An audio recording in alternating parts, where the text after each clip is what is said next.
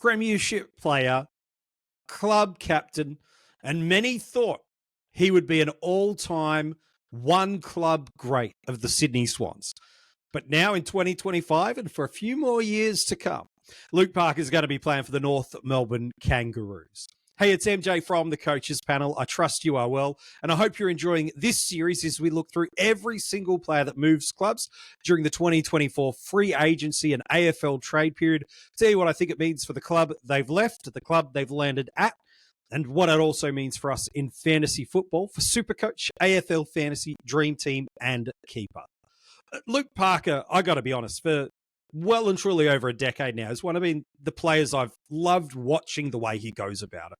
One of the fairest players in the competition, plays with a hard edge, loves and the tough stuff. Happy to get down and gritty and win the contest. Happy to go forward, take an overhead mark, kick a goal.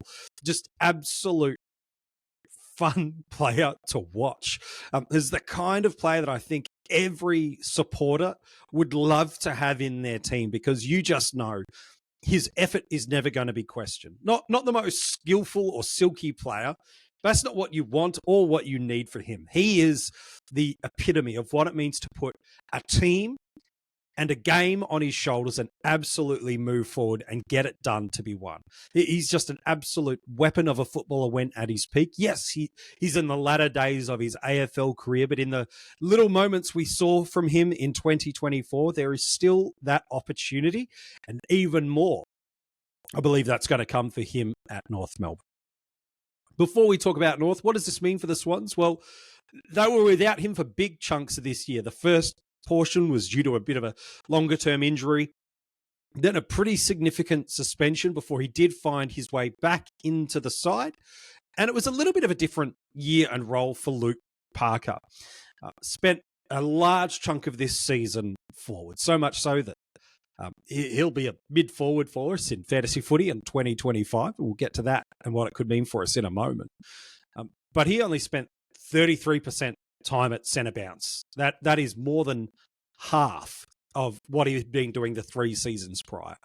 Sydney had just moved past him in the midfield mix, and understandable when he's out so long with injury and then the suspension, they just went past him. And in that front half of the year, there was no reason to look back. The likes of Goulden, Warner, Rowbottom, and Heaney, who was really stepping into that core midfield 4 role, there just was no room for Luke to get into that spot. And when they were winning so easily and dominating teams week on, week out, there was no need for him to be in that spot. So much so was his forward presence that throughout the final series, he was used basically as a forward-based stopper and tagging the opposition's best interceptor, enabling and really forcing them to be accountable and not get a load of space. And he did that with relative pretty high impact in that preliminary final, not so impactful on grand final day.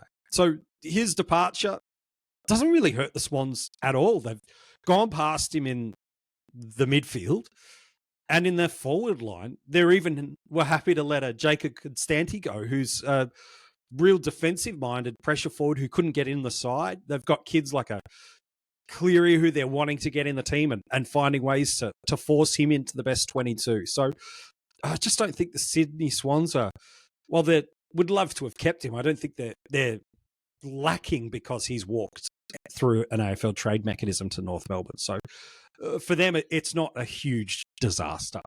For the Kangaroos, this is awesome on a number of different levels for them. One, it just gives some more experience across another line. You can see with the players that they've gone after in the trade, specifically Parker, Darling, and Daniel. All of those players' videos are available wherever you're listening to this episode or watching this episode. You can go and check out our review on what it means for them and their clubs and fantasy prospects next year. But it's really clear they've gone and got almost a leader with great cultural values, great leadership, great expectation and experience, all come with premiership pedigree. Bring them in. Luke Parker's been brought into this side, certainly for cultural reasons, for leadership reasons, but also to still protect some of the developing kids while they're coming through there. He will pick up a more significant midfield split and a midfield spot more than he did at Sydney, but he'll still spend some time forward. The forward line at North is going to drastically look different with Darling, Costanzi, all in this team.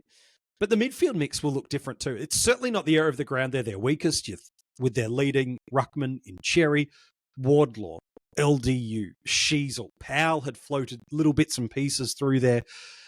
We'll talk about it in another video, but the arrival of a certain Western Bulldog player probably frees up McKercher to play a little bit more up through the midfield.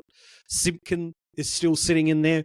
I feel like Parker's probably going to be that perfect foil for one or two of their contested guys, bring a bit of experience and probably get maybe a 50-50 split through the midfield and through the forward line.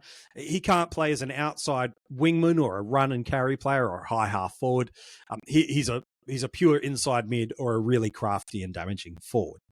So for me, I think for North, this is a nice pickup for them just to give a little bit of pressure off the likes of Sheasel, Wardlaw, and LDU as their leading three. Give a little bit of grunt, give a bit of drive, and then also some wisdom and experience through the forward line when needed, and certainly more through the midfield. So a really nice pickup for North Melbourne that's just going to fill them out and protect them for probably a year or two before these next generation kids really do emerge.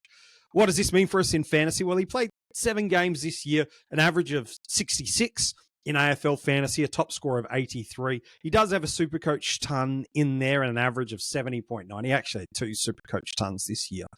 But as I mentioned before, he had only a 33% centre bounce attendance rate this year, whereas the 3 seasons prior, it's all 70 plus.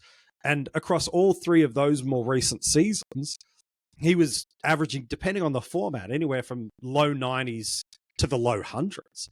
And given the price point that he's at, that's anywhere from 25 to 35 points per game of value, if you believe he's got the potential to reclaim back to that 90s, we'll call it, average across the formats.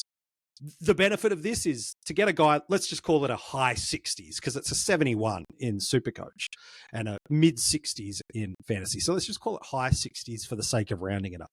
To get a guy that's a high 60s with proven potential as recently as 12 months ago of going in the 90s, and there's a role and a necessity for him to hold some of that role, well, yeah, you've got me interested. Even as a pure mid, you'd have me interested.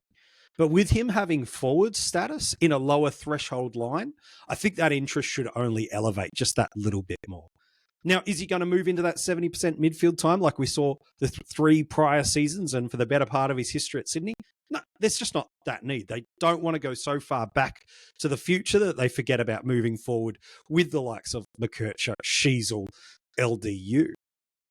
But he's going to be in that mix. And like I said, I've got him at a 50-50. And I feel like an 80s average is well and truly within his scope. Is that enough to get you interested? Well, it partially depends in classic and salary caps, what you're looking for, what other value is sitting there, what other discounts come. There's definitely going to be a bounty of options in our forward lines. Some of the most relevant players have moved clubs this off-season for us. And it's not going to be as hard as people think to pick a forward line, much like it was concerned about in 2024. So there's definitely going to be some value and some relevance to consider about Luke Parker in Classic. And as a result, draft will only see him go a little bit higher. Is he going to give us a 90-plus average across the formats? It's definitely within his wheelhouse, but that's probably more at the ceiling of what he is.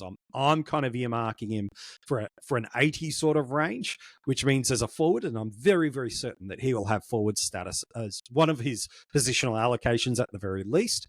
If not, he could be a pure forward, not even hold mid-forward status.